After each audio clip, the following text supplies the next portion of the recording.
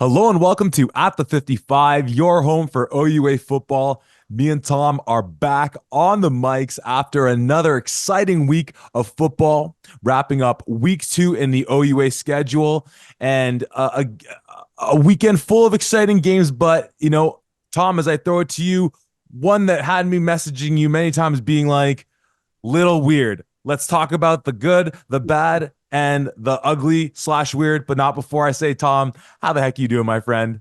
Oh man, week two did not disappoint. We had another couple of outstanding games. So I'm very, very happy. I'm always doing well, but God, another fantastic week of OUA football. And that Saturday night, like Woo-hoo-hoo.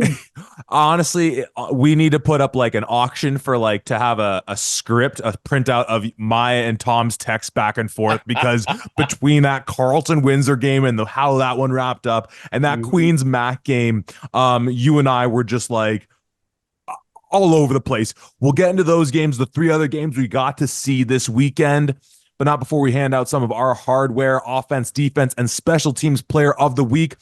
Tom, bit of deliberating on our part in terms of who these were going to. Well, some of these more than other, none more so than for our offensive player of the week. But I think we feel pretty confident with where we're going in this one. A lot of great offensive performances, but who are we shouting out for this? Yeah, to start off with a couple of shout outs. First off, I mean, you have to look at the production that Evan had. I mean, the guy goes 18 for 23, 281 yards, 4 touchdowns, and no interceptions. Outstanding work. And then the other shout out that I wanted to go to is Charles Aslan with Ottawa. 30 rushing attempts, 186 yards, and 2 touchdowns himself. He looked really, really good against that York defense.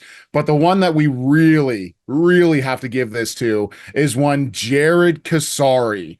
27 attempts, 192 yards, and 3 touchdowns on the ground.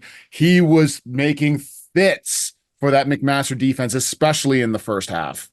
Yeah, and it looked like maybe he got a little banged up, or maybe he was dealing with an injury that caused him to come out a little bit in the second half. And we'll obviously go through the game in more detail. But of course, Mac, you give them credit as well. But when you look at Queens, 14 points in the first quarter, 10 in the second, goose egg in the third, only a field goal in the fourth quarter.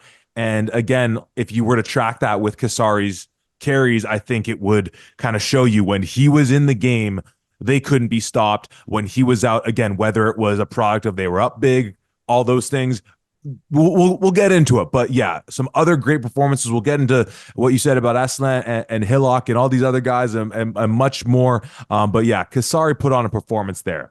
Defensively, you and I want to give out two separate ones as far as some great linebacker play that we saw. And Tom, you're going to go back to that Matt Queens game. So allow me to just give a shout out first, going to the game that occurred on Sunday night. That's correct, on the long weekend. Sunday night from London, the beatdown Western put on the Waterloo Warriors. And I want to shout out Max Nixon. He gets 3 solo tackles, 5 in total, 2 sacks, one of which he absolutely just threw Anthony Miller to the side on his way to taking down Nick Orr.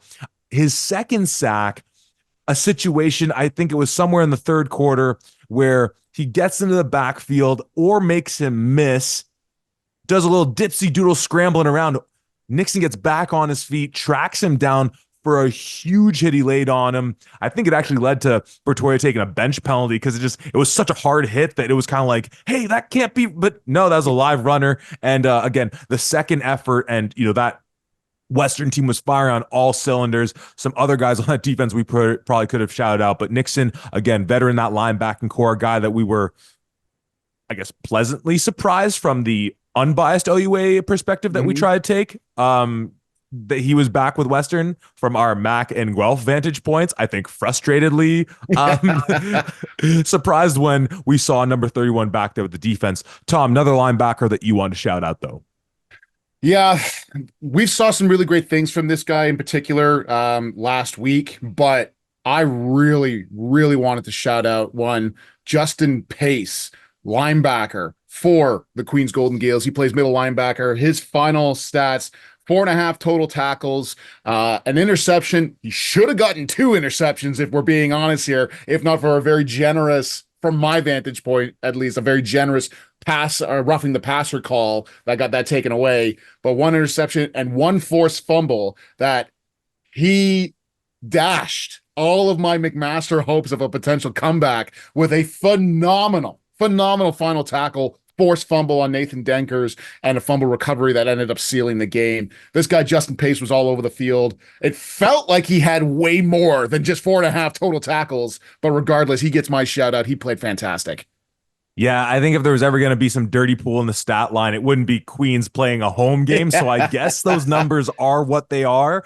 But yeah, just one of those performances where he was so present that the stat line just felt like it was lackluster. Hell of a game from that young man. We'll finish off on the special teams side of things. And, it's an obvious pick for us. Again, some other great performances. Brian Garrity in the Western game goes 10 for 10 on extra points, and a Rouge 11 points for the veteran there. Our guy Cole Crossett kicking the hell out of the ball on his punts. Of course, Michael Horvat really doing a great job for Mac early in that game, keeping Queens in their own end, though early in the game it didn't really matter. But of course, Tom, anytime a game is won on a field goal at the 55, that's where our special teams player of the week is going to. It's none other than St. Thomas, Ontario's own Brady Litzter, pride of the Parkside Stampede. Stampeders, I believe is where he's hailing from. I mean, Tom, that'll be a game that I'm really excited to break down because you went back and rewatched it and got some interesting tidbits that I might not have gone on first glance. But that was really the game where I was probably texting you 3-4 times being like, yes, officially, weird game. What the hell's going on? But it ends in such a beautiful fashion. Litzter is for the brand, hitting at the 55. What a finale there. Oh my God, you can't ask for anything better than something along those lines. And what I want to really shout out is Brady Litzter, ice in his veins. We'll go through the game here, but Windsor did not exactly have an explosive offensive day. So he only comes out onto the field actually place kicking or kicking the ball on the ground, let's say, 5 total times. 3 of those are kickoffs. 1 extra point because later on they go for 2, Windsor does, to tie up the game, and then 1 55-yard field goal. Dude's got ice in his veins, despite trying to get iced out by the Carleton sideline, still boots that thing through the end zone and gives Windsor a 2-0 start. What a finish to that one. Can't wait to get into those Saturday night games. But the weekend kicked off with a game so many people were excited for, with this new look, revamped York Lions team opening up their season at home against the Ottawa GGs. A game, Tom, you and I were in the stands for. Final score in this game, though, the Ottawa GGs 27, the York Lions 4. Tom, I think off the jump, this is a game that is Ottawa 7, York 4 going into the half. It is battling tooth and nail through the first half. And you know what?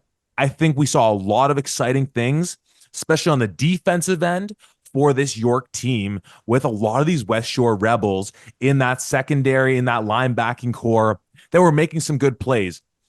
On the whole, I think this game, and there's a lot of things we want to talk about, was defined by some fairly lackluster quarterbacking play. On the Ottawa side of things, we saw Ben Miracle step in there, taking every single rep in the game. Goes 11 for 23, 130 yards, no touchdowns, no interceptions, but, a couple balls that he was just missing. And on the other side of things, we see Matt Lynn, the transfer in from Waterloo, a guy that was a bit of a surprise for us. York obviously announcing their captains and him being one, goes 16 for 28, no touchdowns, 1 interception, 120 in the yard in total. Our guy Sean Law getting a little garbage time, 0 for 2, but my God, those deep bombs look good. It's kind of like the thing in Space Jam when they're all hyping up Michael Jordan in the dugout. He's like, you know what? When I strike out, it looks ugly. When you strike out, it looks pretty. When Sean Law misses a deep ball, man, oh man, does it look pretty? But I want to talk about the positive things we saw from both these teams. It wasn't really in the quarterbacking play, and that's, I think, predominantly what had this as being a bit of an ugly game through the first 2 quarters. Yeah, and it's one thing to see York with that, Obviously, there's a ton of transfers that are coming in. This is a new offensive coordinator. It's a new team essentially, and they had an extended training camp because they had the first week bye, which is fantastic. They really needed that. I think you and I have talked about this before, but I'm going to reiterate it once again here. I don't care how drastic, how insane your practices may be. There is nothing that will compare to actually playing in a game. When the pressure is on, when the live bullets are flying, there's nothing that gets you prepared for that unless you actually have game experience going into that. Now, obviously, a lot of these guys already do because there was a lot of the CGFL guys on that York team that had a chance to play in the CGFL. We've already talked about that's a great league, especially out west, but not a lot of time to come together as a team, as a unit. So it was to be expected that they were going to have some struggles to start off with. And let's not forget that Ottawa defense is still pretty solid, especially in the secondary. I was a lot more surprised on the Ottawa side of things. You and I both know Ben Miracle to be a really solid quarterback, but he was missing some really basic throws. There was one throw, it was supposed to be a running back screen, and he threw it, I think, 5 yards in front of Charles Aslan. And you and I are looking at each other just going, this is not the Ben Miracle that we know. It took him a little while. He got a little bit more established in the second half, certainly, but I was surprised that the Ottawa passing game more than anything. It just wasn't there. Definitely. I think firstly, I think the commentary on York, obviously their first game of the season, totally fair. And yeah, it's a defense that we've talked about in droves about how yeah, in the secondary they're good. Miracle, again, we still don't know what the status was of week one. I feel like just you and I talking it out without anything coming from the Ottawa side of it. What you've posited, like going back to the whole idea of Jansen played from snap one to the final whistle in that game. No garbage time reps for Miracle, but we're seeing Miracle on the promotional material. All these things of being like, yeah, we see him on the sideline, but hey, maybe they kind of just put their hands up and said, you know what, our best day against Western still might bring it up short. Maybe he's a little dinged up. We don't put him back out there. Again, we don't know that. We don't know that for a fact. But again, yeah, a weak performance. So again, you give him, I guess, some of that leeway. But this is why with some people that again, I think that we saw a lot of positive things with York, and I think we want to talk about the experience of being there at that stadium, which was an absolute joy.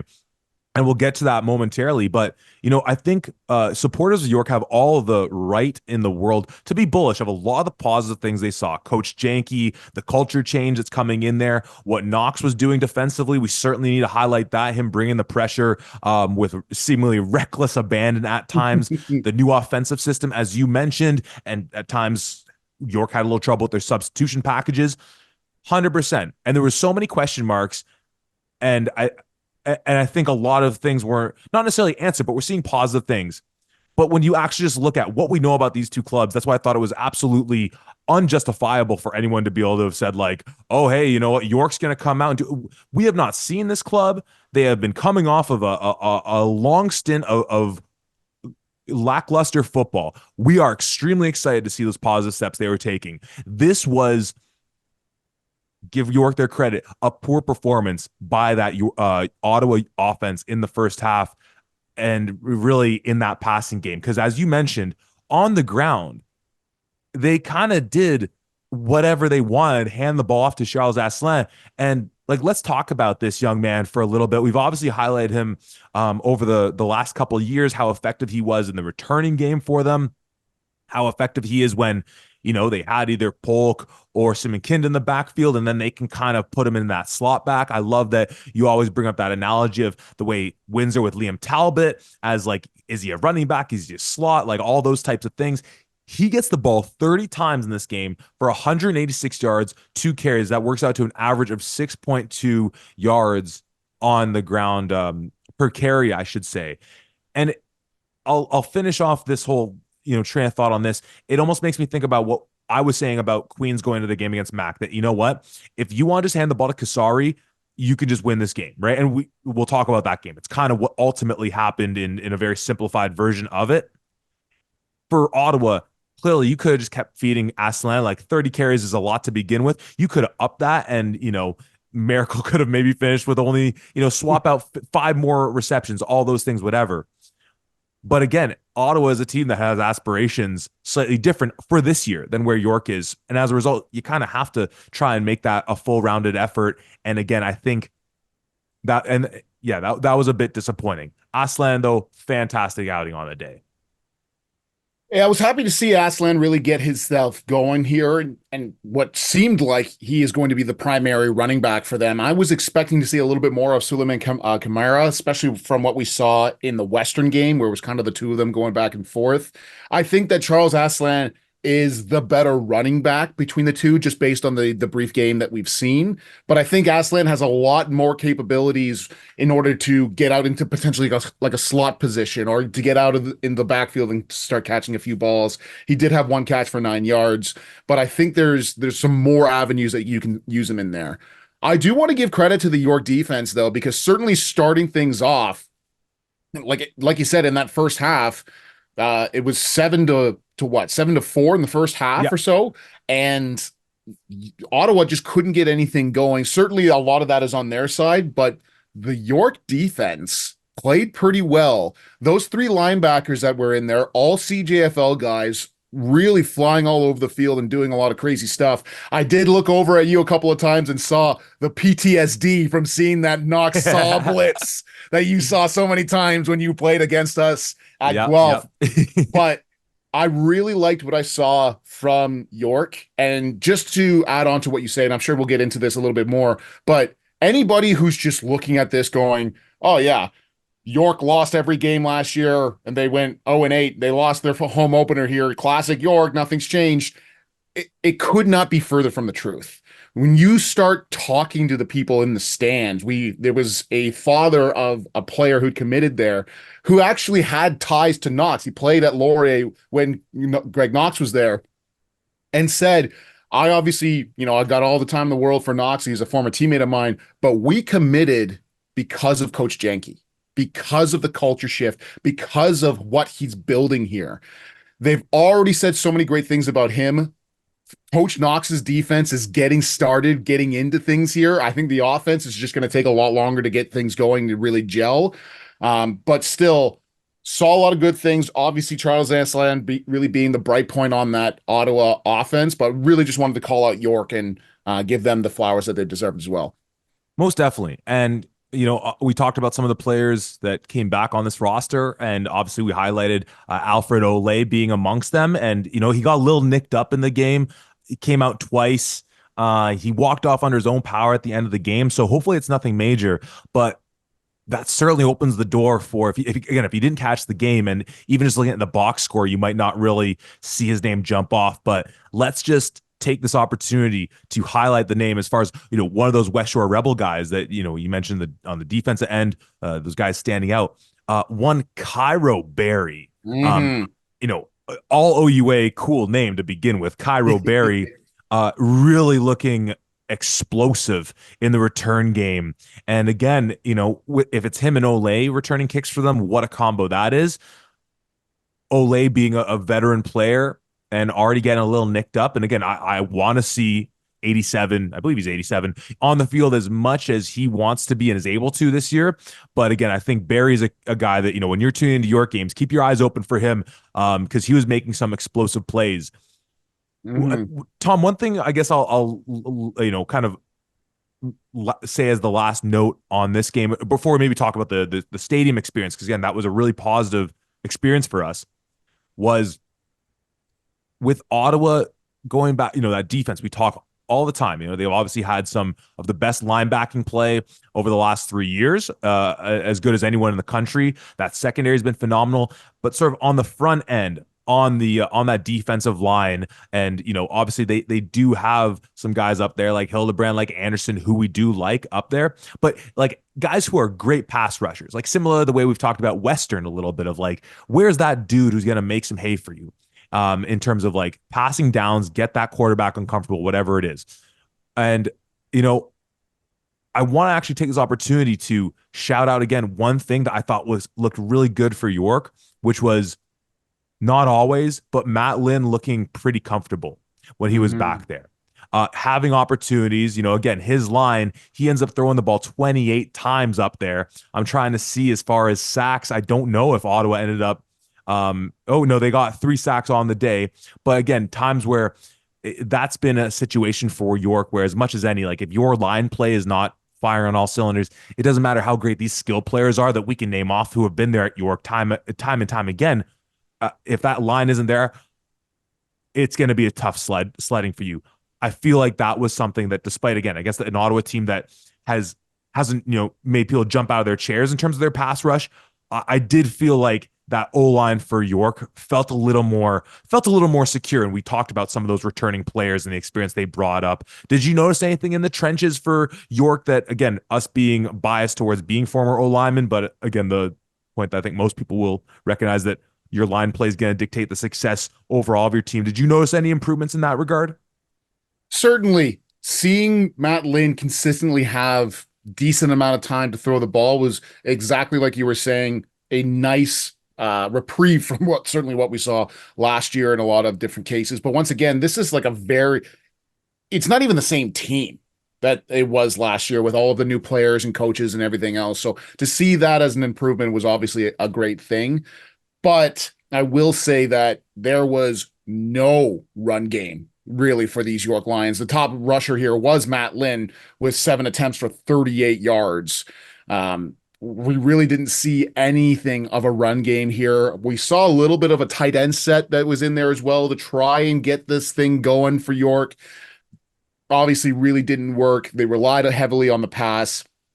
And there was a couple of times here, once again, we talk about how important it is to get experience, to get that sense of, hey, I've been in a game with these guys that I'm playing with. I have tendencies, I have whatever else. There was a couple of times where Matt Lynn had pretty good protection, and I felt like he could have just stepped up into the pocket and thrown a good ball. But immediately, as soon as he kind of felt pressure, he took off and ran with it. And there was certainly a few times where he did that and he created more offense. And I'm not saying that he shouldn't, but I feel like there's other times there where he could have just taken one step up into the pocket and ripped the ball down the field, finding a guy like Avery Ford, Alfred Olay, Cairo Berry, and really just giving them a chance to get up there. Now, once again, this is a phenomenal Ottawa defensive secondary, so maybe he did make the right decision, but I'm just saying from my point of view, from what I saw, I think there's a lot of jitters that are there. I think there's a lot of things for them to work through, and I definitely liked what I saw. If you really want to put Matt Lynn in a position to succeed here, you have got to get that run game going. With guys like Melkus Alunga, Malik Gagne-Smith, I really think that you can. You have to get it going here. There's no way that you can ask this young man to win on his own in his first start or second start or even third, completely on his own with zero run game. It has to get going.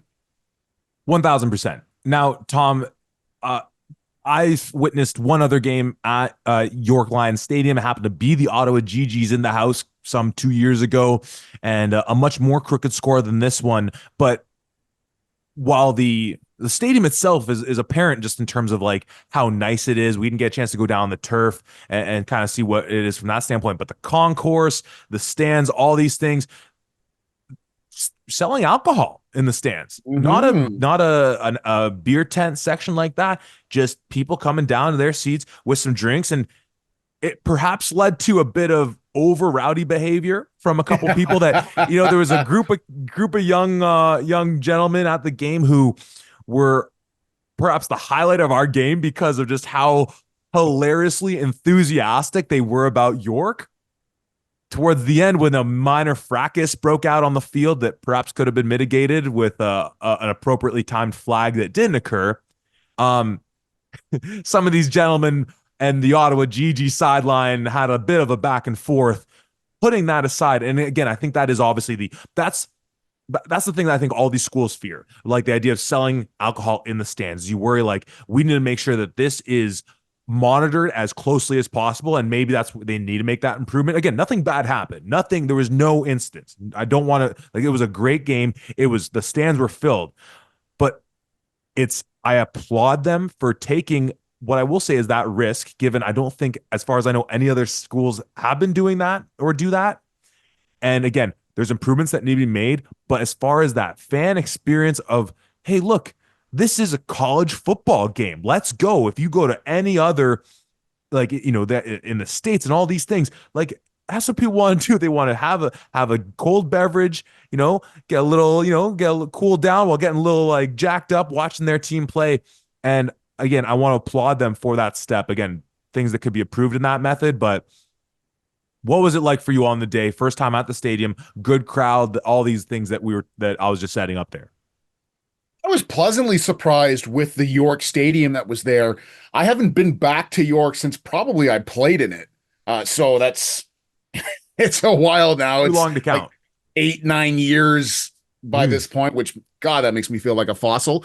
But it was at a completely different stadium when you and I played. So to see the brand new stadium that was here, to see the scoreboard and the amazing Videotron that was there, it was a really awesome experience. The seats themselves, typically when you go to a lot of other stadiums, certainly the U of T stadium that's just on the road from them, it's all benches that are there. It's not really all that comfortable, but these were pull down seats that you have some support in. And I was pleasantly surprised with things.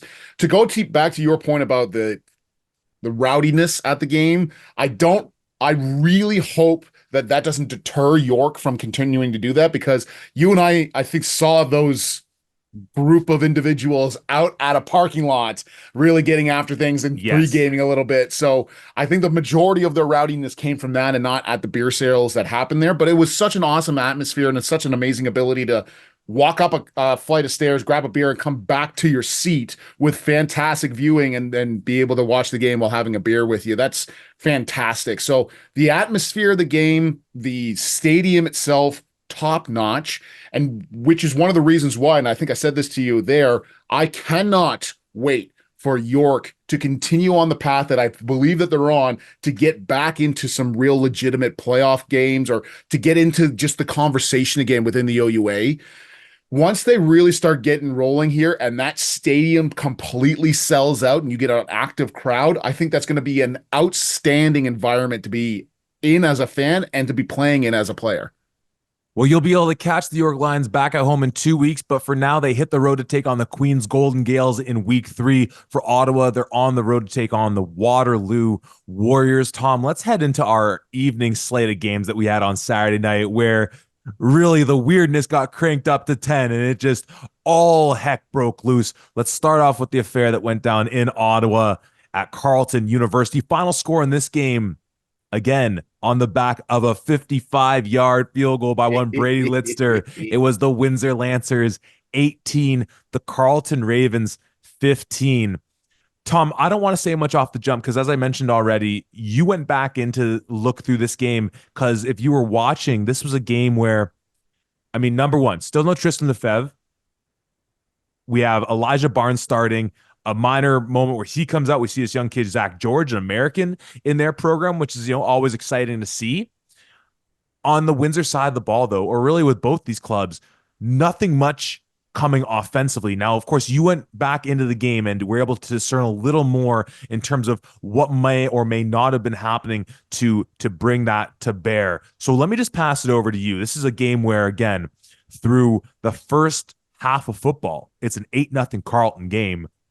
A Windsor team, which, again, that defense is where they hang their hat, but we thought that offense, we know that run game's there, and we thought Danny Skelton really showed some signs of life, the process of exercising the demons that we've been joking about, all that. What did you make with watching this game 2 times over as far as what was going on offensively? Really didn't realize it the first time that I was watching through it, and certainly as we were driving back from the York game, I had it on in the car, so I didn't get a chance to really watch it, which is why I wanted to fully rewatch it earlier today. So we talked about Windsor's offensive struggles here. I think they got 2 first downs in the entirety of the first half, and the first down doesn't happen until halfway through the second quarter. Now, there's a lot of things to talk about the offense, but if there was any doubt of how amazing this Windsor defense is, dealing with an offense that's going 2 and out every single time they go out there until the second quarter, and even halfway through the second, they got 1 additional first down and then punting it. So you're getting barely any rest, barely any breaks here, and going up against a Carleton offense that's built to throw. And even Elijah Barnes, he finished with 17 for 31, 208 yards and a touchdown.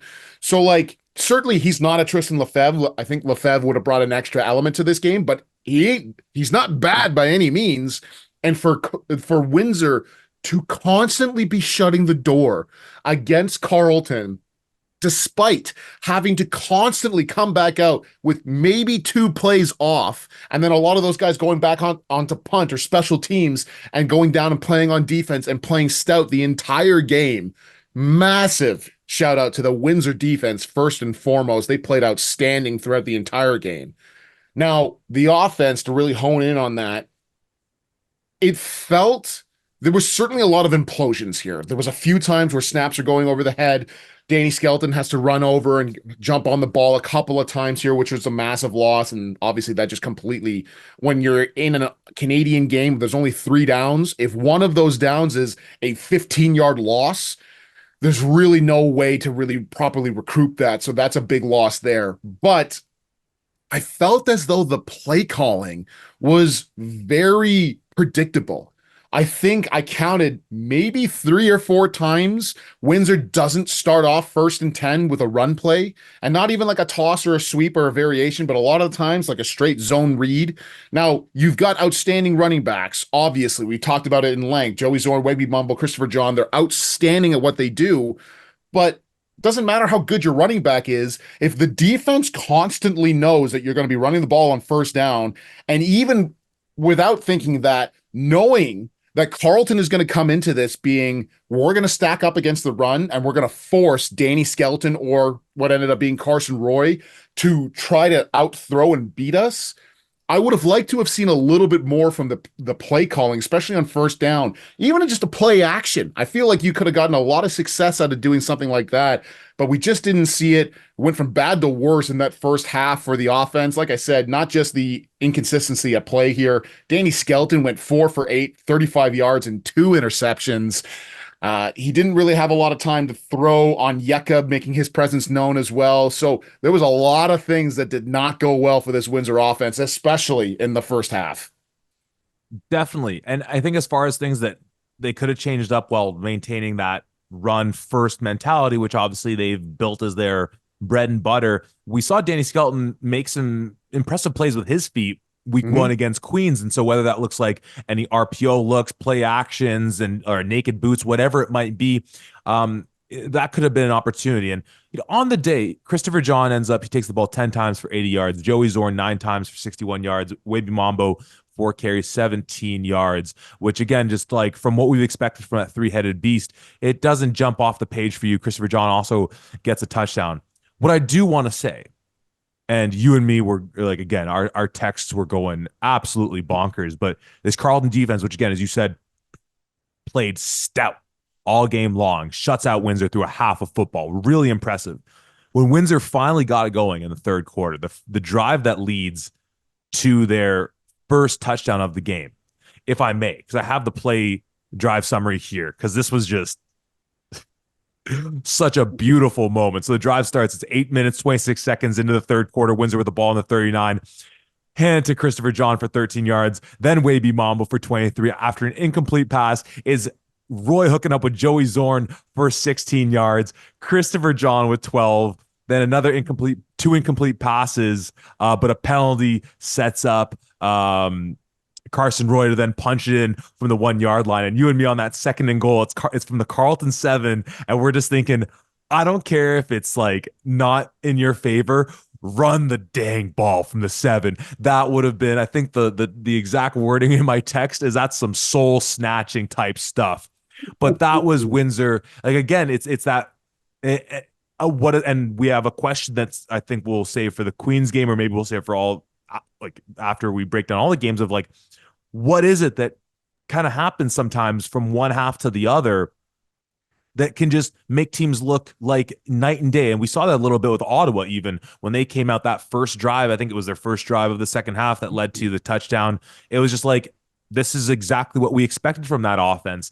To your point, Carleton stacking the box, knowing Windsor loves to run the ball, yet here we are, their second drive of the third half, and they're just saying, this is what we do best. This is where we know that we are our most deadliest. Is there a factor at all of that sense of, okay, look, Like, is that halftime speech or that halftime locker room meeting something to the effect of, guys, we pound the rock, and we know that even if that doesn't pay dividends from the start, we stick with our game, and it turns into drives in the third quarter where you eat up, golly, what, almost 4 or 5 minutes of game time and end up with a touchdown by feeding it to that three-headed monster you have of Mambo, John, and Zorn. What do you make of that piece? Well, first and foremost, it was just fantastic to see Windsor finally get the run game going, to really rely on their three studs that they have, and to go back into what I was saying previously and to just be proven right is just so fantastic. Of that, you should be getting Zorn the ball in the pass game as well Yeah. because he's so valuable when he's out in space. And to certainly see that was fantastic. But I do want to go back to it a little bit here. And certainly I want to give Windsor their flowers. It was a great drive and everything.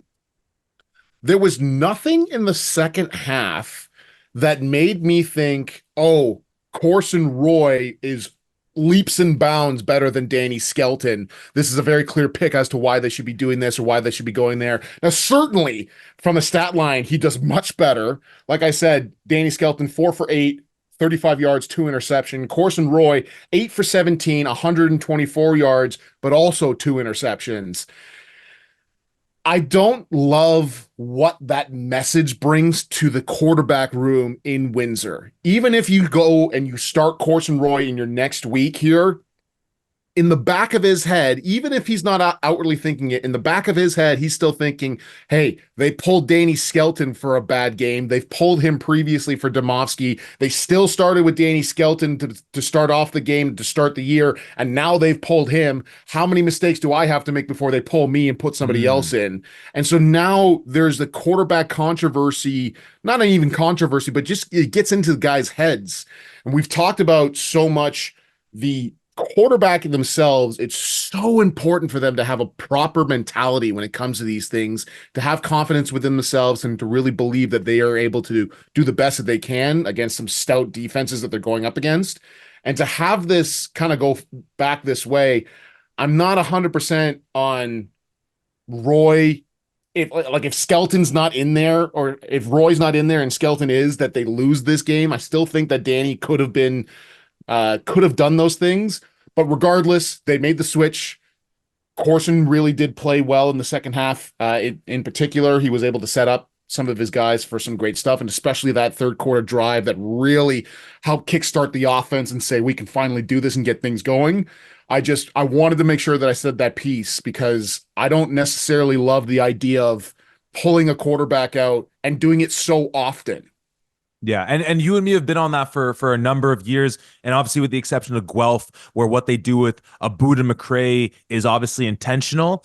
There's a part of me that wonders, though, this is year 4, year 5 with the Don JP Cercelli at the helm, Coach Cercelli, where it might just be something where if you play for him, like you kind of know what you're getting into. Where I think we kind of talked about that in the preseason, where like I think he runs a tough ship, and I think the success is proven what he can get. And I think you know a little bit that's what you're going to have to deal with.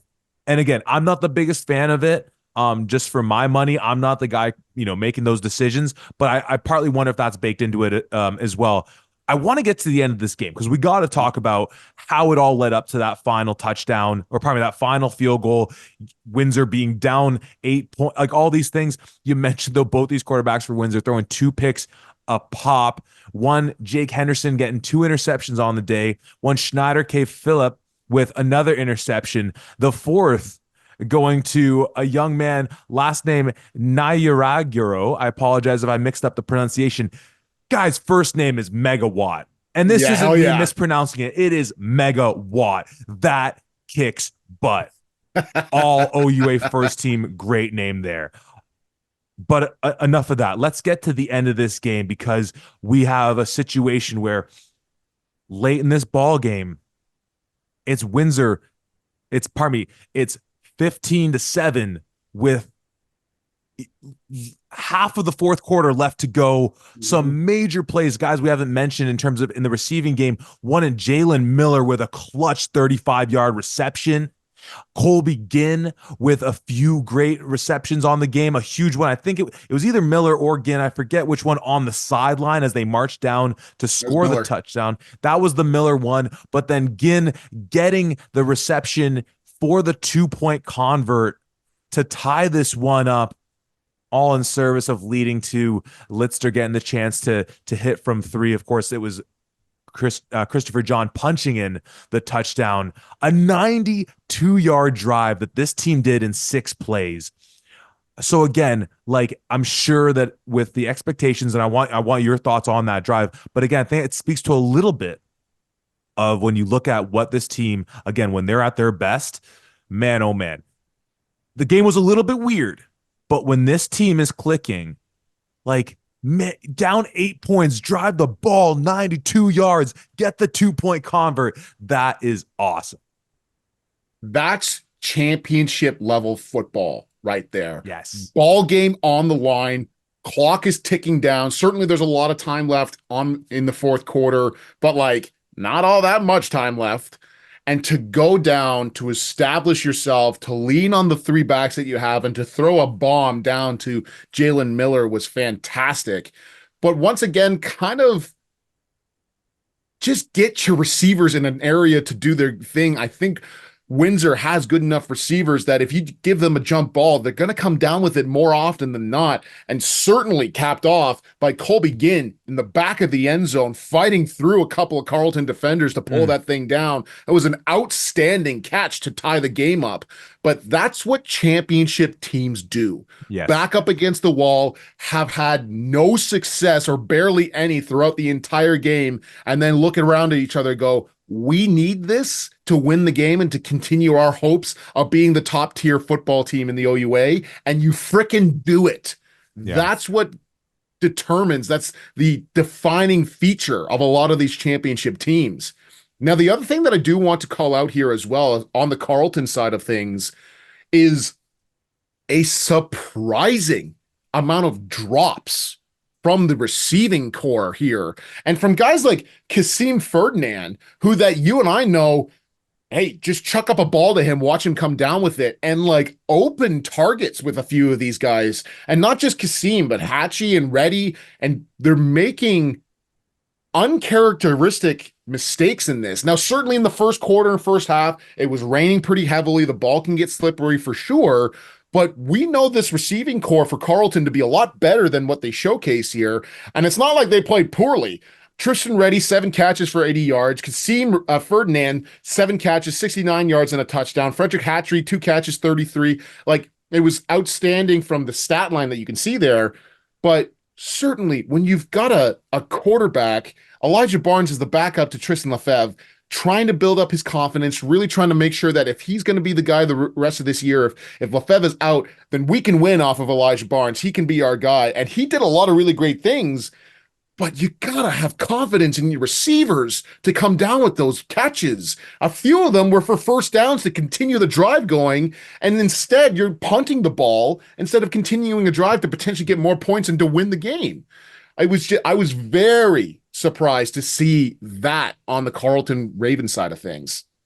Definitely. And, you and I are sitting in the stands at York University Stadium on a picturesque afternoon with the sun, not a cloud in the sky, and it was beautiful. So a bit of a surprise tuning into that broadcast and hearing the broadcast crew, who I quickly tried to look up. I don't have their names, but we talk about some of the great broadcasters. This Carleton broadcasting crew doing the play-by-play and the commentary, they've been consistent in there. The 2-man booth, they do an excellent job. Again, I apologize not having their names in front of me, but a really great broadcast by the 2 of them.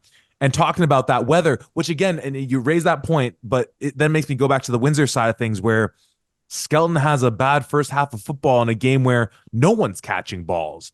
A little. So again, it'll be really interesting to see how this pans out in the grand scheme of things for Windsor. And again, they showed that medal, that championship football, being able to come up big when it was winning time. But, our big thing last year was seemingly everything's there, but having that guy at quarterback who can take you over the hump. So again, they have time to figure that out. Tom, are we good on the commentary on this one, you thinking? Very last thing that I wanted to call out here. I Yeah. think so far, one of the best hits defensively that I've Mm. seen, Jason Rashotzi.